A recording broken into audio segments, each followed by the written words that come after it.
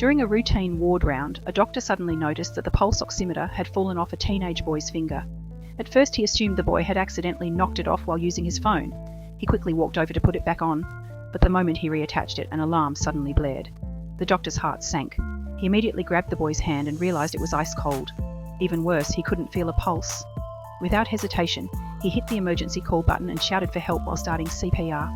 Nurses rushed into the observation room. One of them urgently informed the doctor that the teenage patient in observation had gone into cardiac arrest. The medical staff was stunned.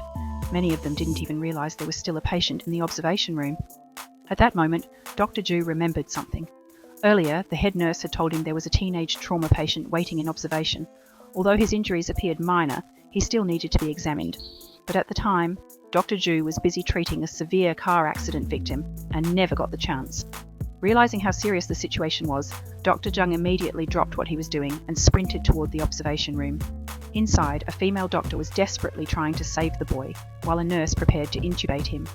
Dr. Zheng's eyes were filled with guilt and regret. All he could do was hope the boy would survive. Otherwise, he knew he would never forgive himself. When the boy was first brought to the hospital after the car accident, he appeared to be in good physical and mental condition. He even called his mother to let her know he was okay and spent some time scrolling through short videos on his phone. Then, for reasons no one immediately understood, he suddenly fell asleep. Sadly, fate was not on his side. After more than 30 minutes of exhaustive resuscitation efforts, the medical team was unable to bring him back.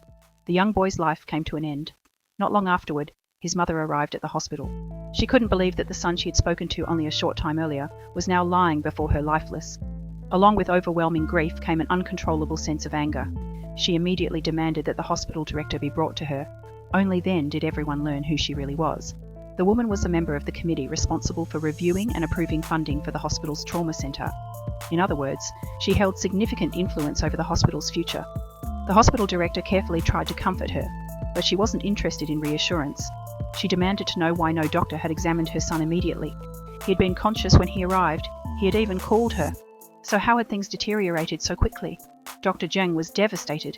He couldn't stop thinking that if he hadn't overlooked the boy, perhaps this tragedy could have been prevented. Just as the mother was preparing to sue the hospital for medical negligence, the head of the emergency department stepped in. Calmly but firmly, he explained that the boy had not been ignored. His treatment had simply been prioritized behind patients in more critical condition. In the emergency room, patients are not treated on a first